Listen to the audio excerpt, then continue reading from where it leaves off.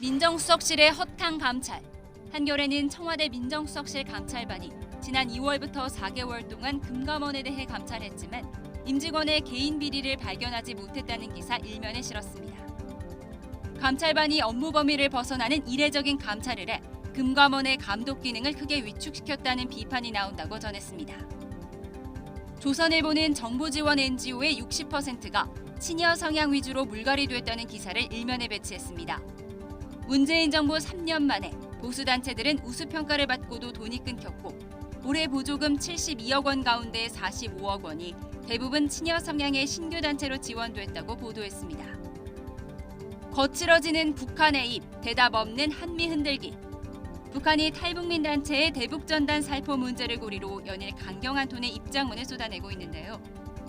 하노이 북미 정상회담 결렬 이후 남북관계 돌파구를 마련하지 못한 문재인 정부의 불만을 표출하는 것으로 미국 대선판을 겨냥한 거라는 분석도 나온다고 경향신문이 전했습니다.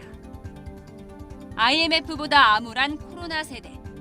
동아일보는 4월 20대 고용률이 54.6%에 그치는 등 외환위기 때보다 취업 문턱이 높아졌다며 복제약 테스트 아르바이트도 감지덕지라는 한 참가자의 인터뷰를 실었습니다. 쿠팡 혹한센터.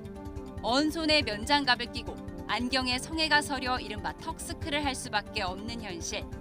한겨레 취재진이 직접 쿠팡 물류센터 냉동창고에서 일한 경험담을 담았습니다. 수사 기록만 20만 장. 오늘 영장실질심사를 받는 이재용 삼성전자 부회장의 10여 개 혐의를 비중 있게 보도했습니다. 언택트 금융거래가 늘면서 계좌번호 등을 제대로 확인하지 않아 잘못 송금하는 차고 송금이 급증하고 있다는 동아일보 기사입니다.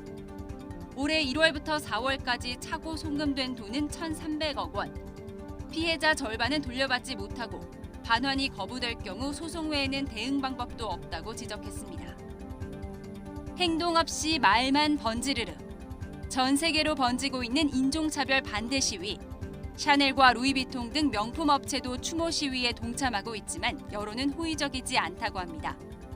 평소에 흑인을 희화화한 광고를 하고 모델부터 임원까지 백인 편중이 심한 기업에 진정성이 의심된다는 비판이 일고 있습니다. 주간 브리핑 이하린입니다.